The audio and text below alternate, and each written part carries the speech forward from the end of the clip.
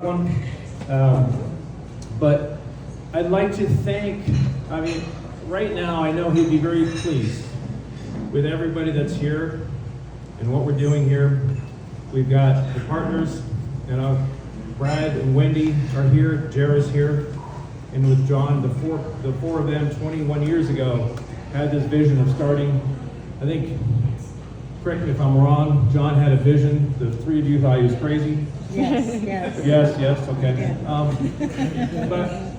And with that, over the years, you guys, you've seen John here. He's spent a lot of commitment, but behind the scenes, the other partners have been very much involved.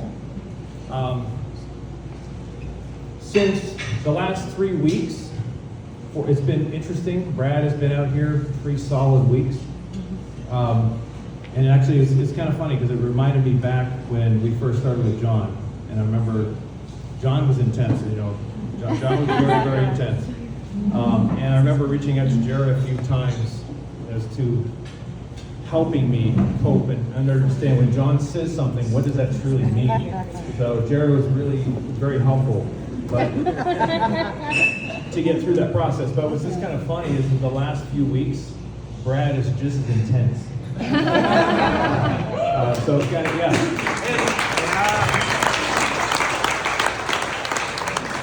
let me just state for the record here, that's not a bad thing.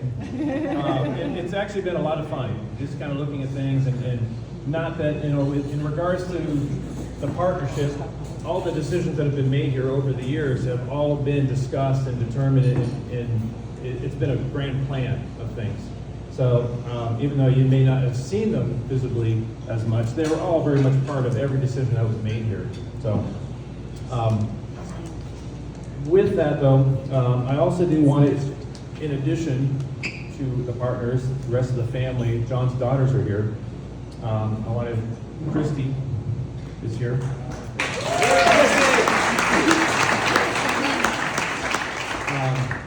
Katie is here.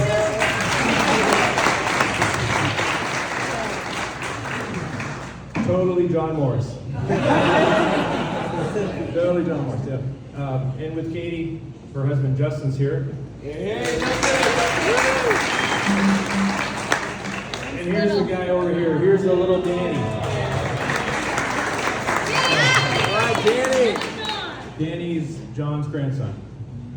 So, who was out karting this morning. And he's even more like John. Very, very much so. But all I really wanted to say, what John wanted is relating, and I think most of you are aware of September 12th is our celebration of life, and I want to make sure that you're all welcome and invited to be part of that. John, he didn't want a funeral. He wanted to celebrate. There was 2 things where he wanted his remains to be left. He wanted to be, his passion was in the ocean and here. So in September, he'll be here, and we've got some crazy, really cool things that we're starting to plan for that. So it's going to be wild. So you really don't want to miss it. But his whole thing is not a problem, and this, I'm kind of quoting him in a sense. His whole thing is not a problem, celebration of life, as long as we're having fun, and if we sell a radical or 2, it's even better.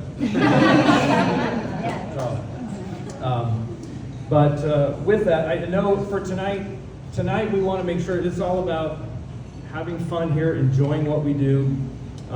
John he would not want us to be here tonight mourning anything. He built this facility, and I remember one of the first things he said when he bought the facility is that he wanted to make sure that this was a place for everyone to come and have fun, and please make sure it doesn't turn into anything other than that. And I think we've achieved that, we're achieving that.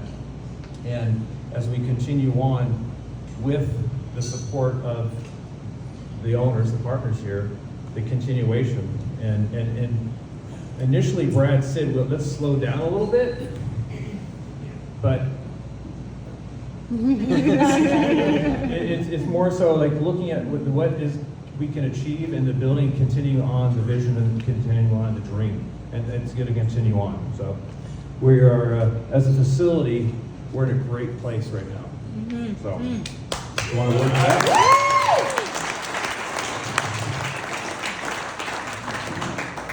So, September is when we're going to have our time. We want to make sure that he's looking down on us to make sure we have a good time tonight to celebrate what's going on. Blessing.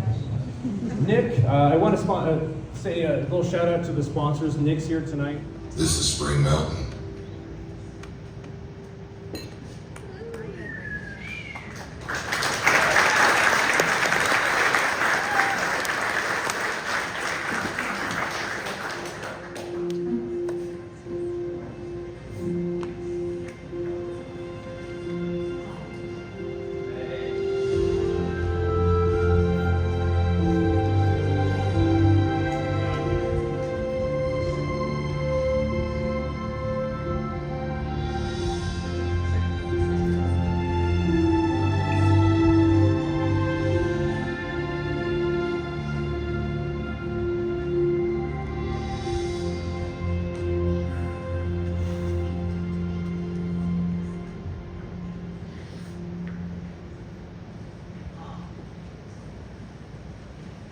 Good shit.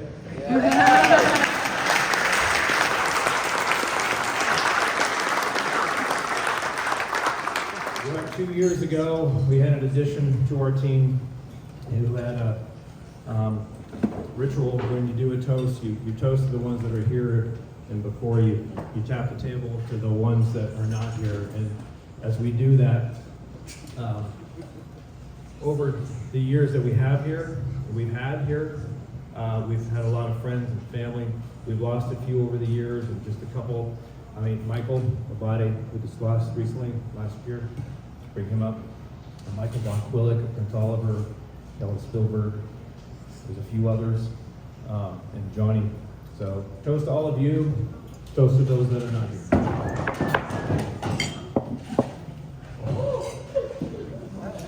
All right. So somehow navigating around the telegraph poles and the power lines. And since then, I have seen this place grow in so many ways. Obviously, in my capacity as Radical, I quickly learned how crucial Spring Mountain is to Radical's own success and story. Dave, you talked about it. Mentioned a little bit about it, but the reality is that Spring Mountain has been absolutely instrumental to Radical's success. Spring Mountain really, for those that don't know, changed motorsports landscape completely. So, back when it broke ground and then finally opened, there were a couple of people trying to do similar things, this notion of a country club racetrack. But it was this place, that changed the entire ecosystem of racing and brought together people like yourselves and created an environment like this one. And there really is nothing else like Spring Mountain in the world. And I've been to a lot of racetracks now over the years. So, first of all, to John's family, to the Rambos, to Dave, the team, from all of us at Radical, you've been in our hearts over the last few weeks. There's a lot of guys on the factory floor even that people like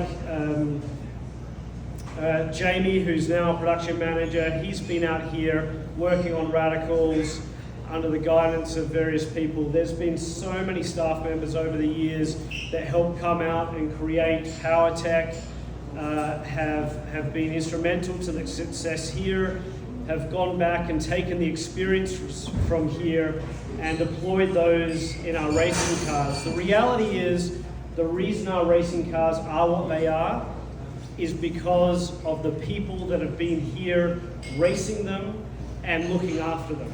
And I sincerely mean that. This place is in the DNA of every one of those cars. I took a few notes here.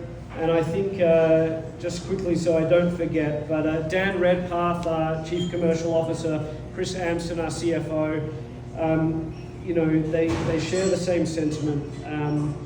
You know, our thoughts have truly been with everyone here in the community.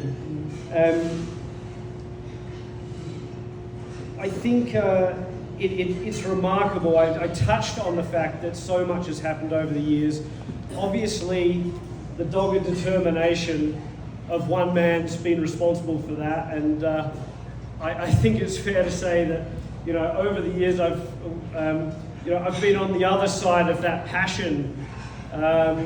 You know, John was certainly a pretty interesting character at times because he wanted his way. He knew what he wanted, and he knew that his vision was going to succeed, and we can see it all here.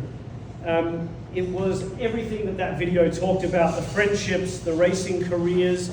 How many people have come out of these walls and gone on to win huge championships? I mean, just to name one, George Kurtz, all the way to Le Mans. But it's the moments and the small memories as well. And then in talking to a few people as well over the last few weeks, I've been constantly reminded at how many people have got their start because of Spring Mountain, and in particular, John Morris. How many people have been, you know, given a lucky break, a chance, and who've been helped out in times of need. And it's really fitting that there's so many people that have had that experience are still here in this room right now. And it's really fitting that a lot of those people are still here because they are the people that will continue on John's legacy. So I sort of would like to raise a glass as well, not just to John, but and not just to the folks that you guys have put up. I saw some amazing racing today, not just in the Radicals, but GT. It's a tremendous group of people here. So not just to John and not just to tonight's champions, but also here's to the people that through them, John's legacy will live on. So cheers.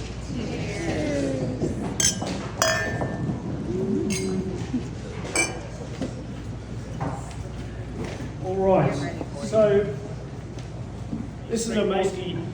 Threw me into a car, and all the excuses I could come up with kept disappearing. I didn't have any race boots. I was out in the first session in sneakers. Then all of a sudden some race boots materialized. Then all of a sudden some tires materialized so that I could go out to qualify. And you know, all my excuses of why I shouldn't, you know, I wasn't particularly quick were diminishing. And then I got in the race, and I was having a fun time carving my way up a little bit through the field, getting to know the beautiful circuit, and got onto the back of this next man, who proceeded to attempt to put me in the wall. And I thought, well, okay, I know where I stand now. So I'm not sure what's going to happen when I bring him up, but congratulations, Doug Ramirez.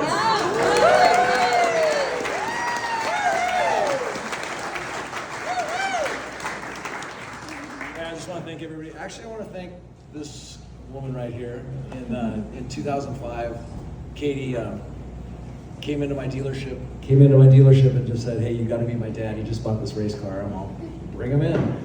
He comes into my dealership, buys a Lamborghini, but with one hitch. I have to go to his racetrack the following morning. And I said, "Oh, no problem." You know. So I meet him at the airport at 7 in the morning.